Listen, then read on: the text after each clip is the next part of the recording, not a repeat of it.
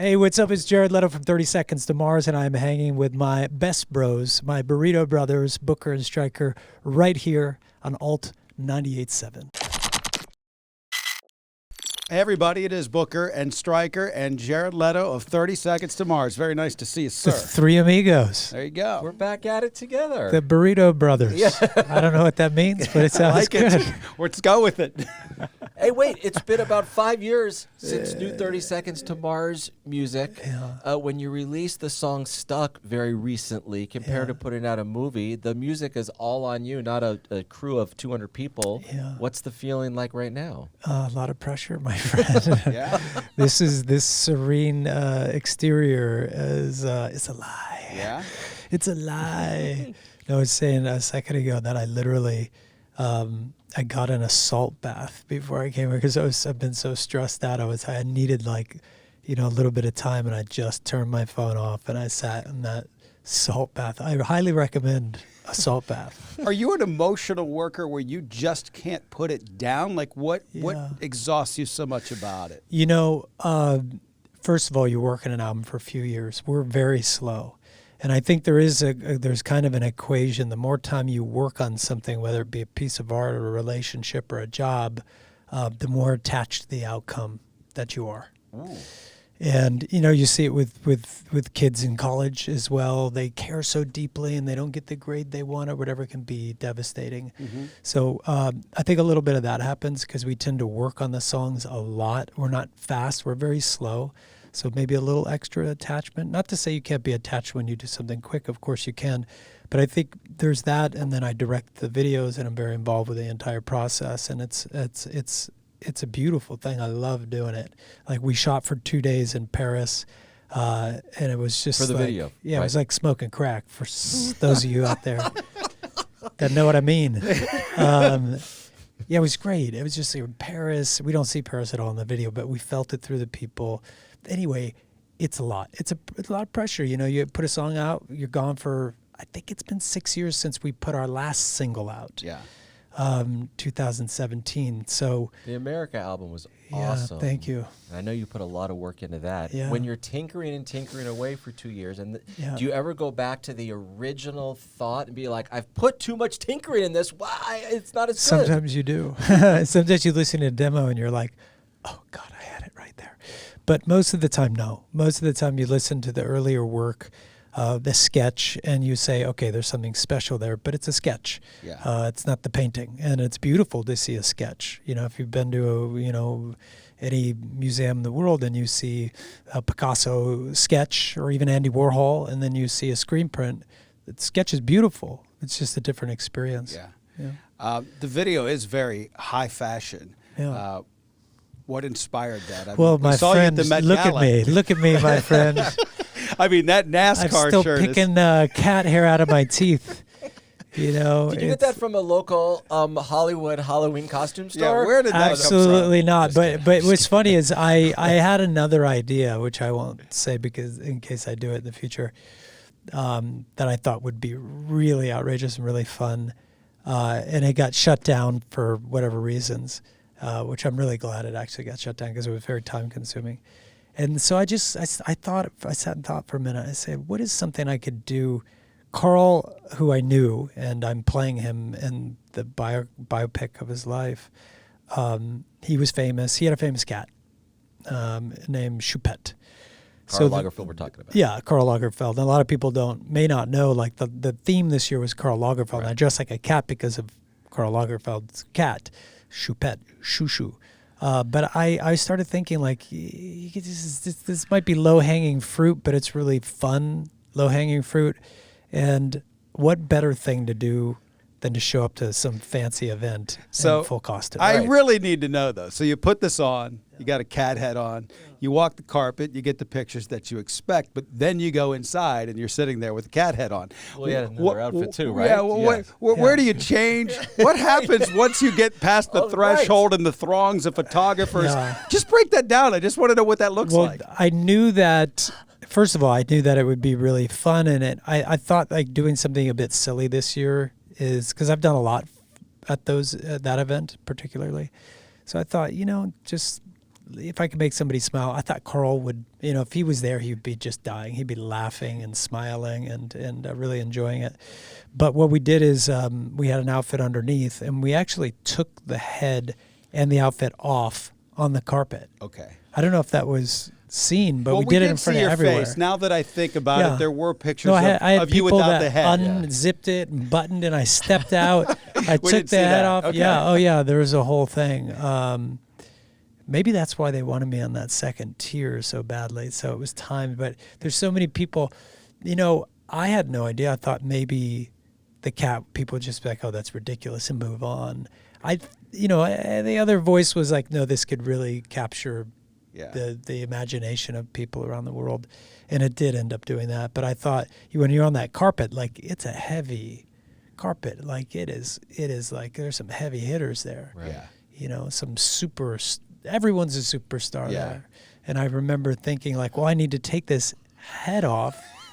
But I wanted to stay in the costume long enough for people to like say, "Who is that?" Right. Which is what happened with a bunch of people on the red carpet. Like, I went up to Kylie and this one, and Lizzo, of course, is a photo of her like. That they have no idea. No idea. Am I being trolled? Well, I Did was someone screaming. like break into this thing and Yeah. is posing as a cat, and I'm Oh, yeah, going to did be? you say, "Hey, is Jared Leto in here"? No, I was screaming. I said, Lizzo, c'est moi.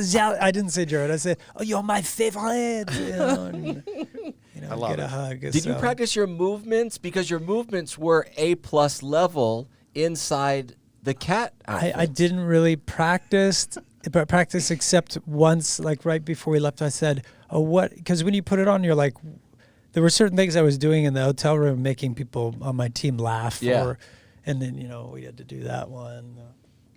And It's good, yeah, so it man. was fun. You did good It as was always. good. It was Well, a good fun. let's segue away from that crazy night and into this crazy album. September it comes out. Yeah. It's almost like an REM title and a U2 title all in one. It's the I'll end of take the it. world. It's a beautiful day, but There it's it a is, beautiful day. There it is. Two good ones. Why? Just start with that title. What were you Well, thinking? this album was born into COVID. It was born into that time, that really brutal time and challenging time for so many people around the world. For my brother and I, there was actually a flip side to it. It was the first time that we were in one place, maybe ever, for that amount of time. We moved around a lot as kids, and then we're on tour for so many years. So it was a really important time for us, a time of stability and, and we took advantage of it. We started writing right away, and in the beginning there were a lot of songs about isolation and, isolation. And then, it grew from there, but the title came out of that period, and it just, we live in this world where I don't know about you, I would just keep waiting for things to settle down. Yeah. And then it's the next thing, and it's the next thing, and it's the next thing. And I think the title holds true for me. I mean, it is, in some sense, it feels like the end of the world often.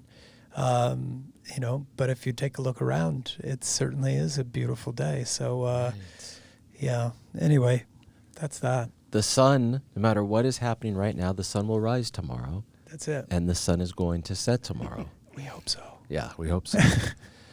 We hope so. True or not true, Jared Leto? By the way, shout out to Shannon, Jared's brother, incredible drummer. Yeah.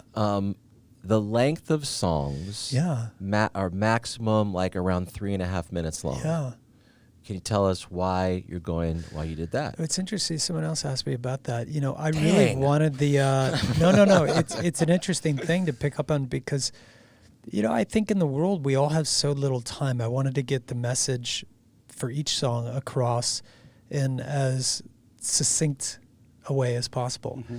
I feel like, standing on stage with the older songs, they're very long. We would always have to cut them down for radio. Right. We would always, and sometimes it's a painful thing to do. You're so attached. Now I'd be like, chop 2 minutes out of it. You would tell us where to chop. Oh God, please. Because on stage, it's a lot. And sometimes you feel like, oh, you know what?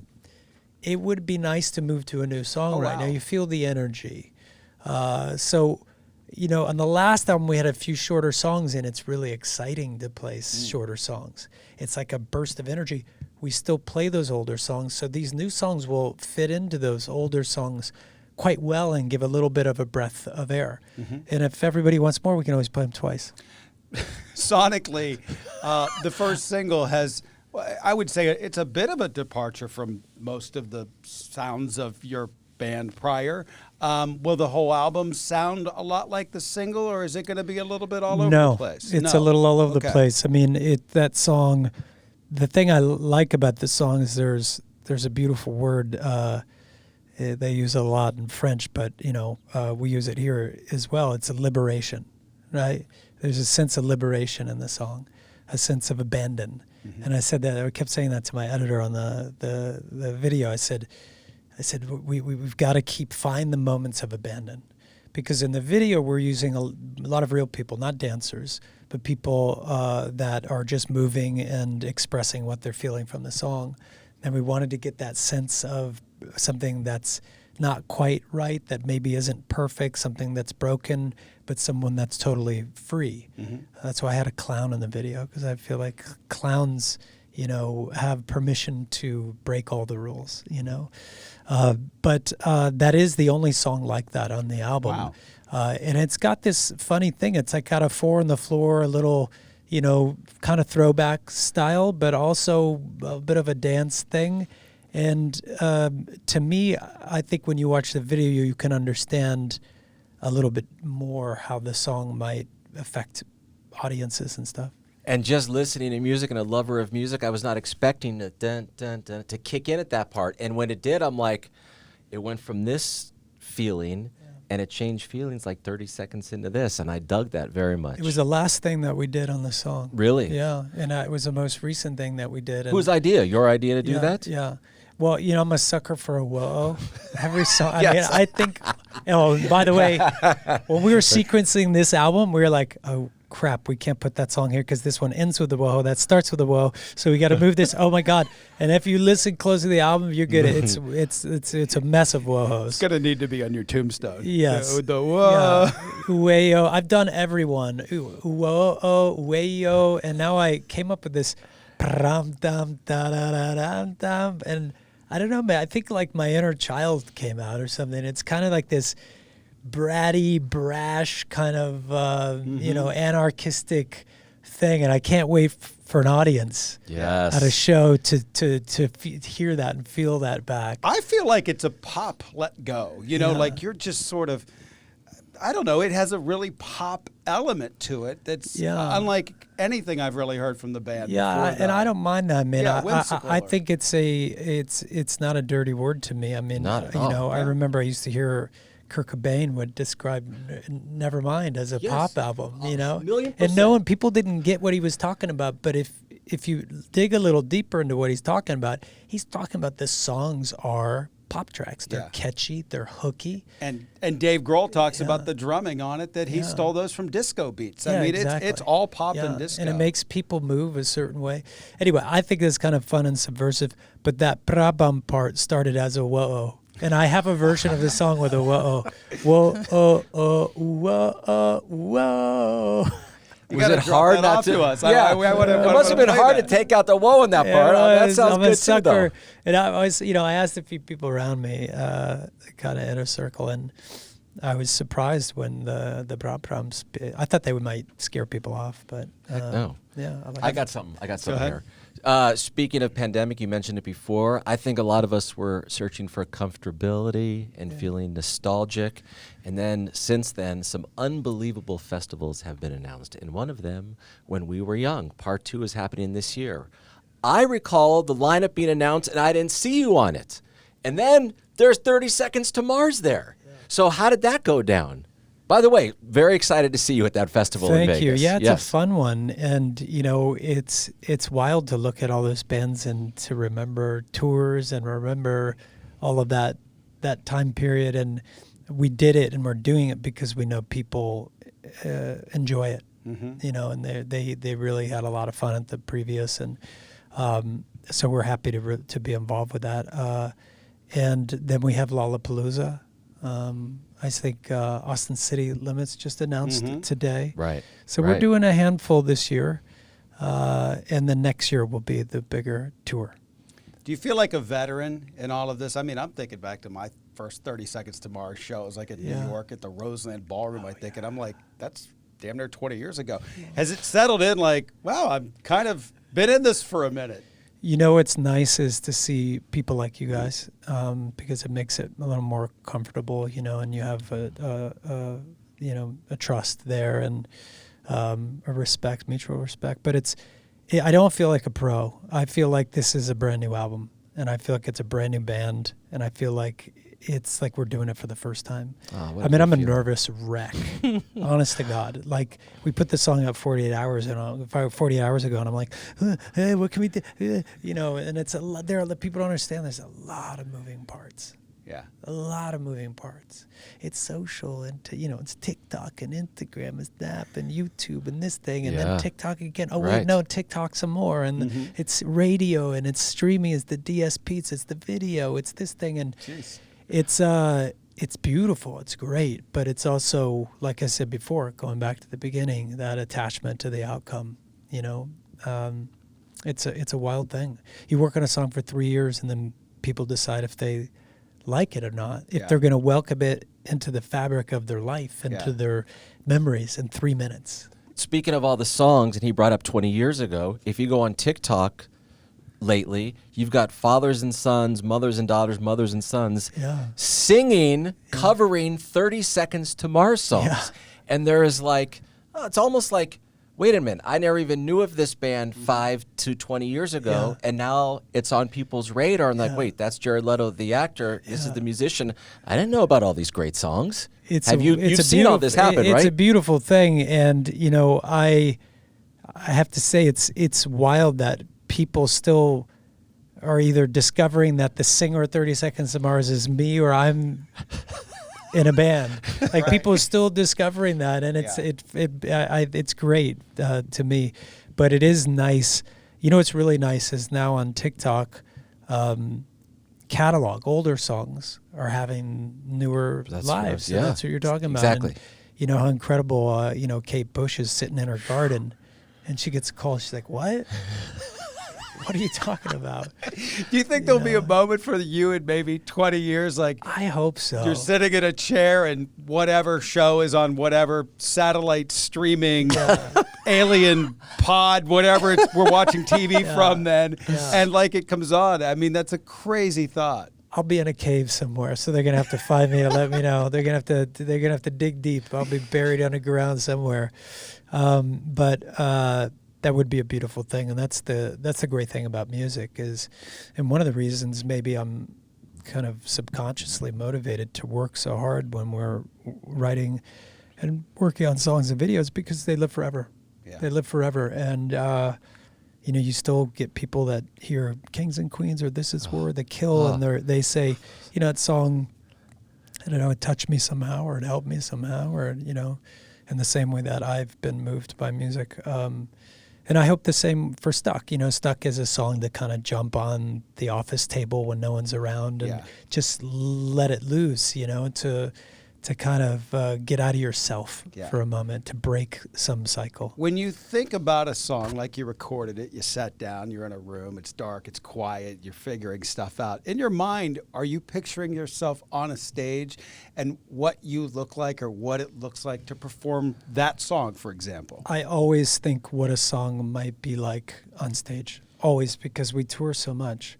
And that's one of the reasons I added that, either the whoa or the ba-da-ba-da part, is because I wanted that call to arms. I wanted that, moment with the audience where, it's not even about words anymore. It's just about an attitude and emotion. Yes. Yeah. Can you see yourself, though? In your mind, do you see what you're doing when you're performing? Can. Or when you write any song? Oh, you can. Yeah. That's pretty wild. Yeah, sure. It's easy to think about because we've done it so many times. But, I could even see myself on stage right now at Lollapalooza. We've been there before, and I believe we're playing the same stage that we played the last time we were there, in a similar time and everything. So I can envision that moment. And sometimes there's 3 people in front of you. And sometimes it depends what kind of mood you're in. But I have dreams sometimes you play a concert and there's nobody there.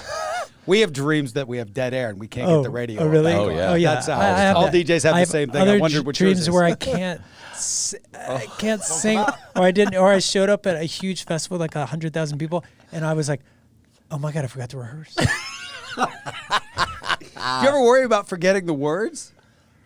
Oh, I forget them all the time. You just That's why I there's did- so much participation Yeah, with the yeah. audience. Hold on, I You can forgot always do Let's this. do it. Yeah. And we're so loose up there. Like if something happens, I always look at it, it's a gift. Okay. And sometimes you can either stop the song, laugh it off, maybe bring someone from the audience to finish the song, or can you please? I've literally in a song gone and watched the mouth, and it's still not. And then I shut everybody up. What are the lyrics? Everyone screams it. I can't hear it still. Wait, one person, please. Oh, okay, thank you. I'm at that stage. Imperfection sometimes is perfection. Yeah, Yeah. I think so. Yeah. I think so. Should we wrap it right there, Let's Mr. wrap Booker? it up. Thank Jared you. I Leto, appreciate it. you and your brother, you got a great band, 30 Seconds to Mars. You Thanks, guys man. couldn't be nicer to these two humans over the years, so we thank you Yeah. for that and for coming in. And I'm glad we're all still here and can share the journey together because it's a Yes. beautiful one. Absolutely. You know, it is a beautiful one. We're struck with gratitude these days for everything. I mean, my brother and I just every day can't even believe we're still able to do this. It's a beautiful gift. cool. Yeah. New album in September. Jared Leto, Booker and Stryker.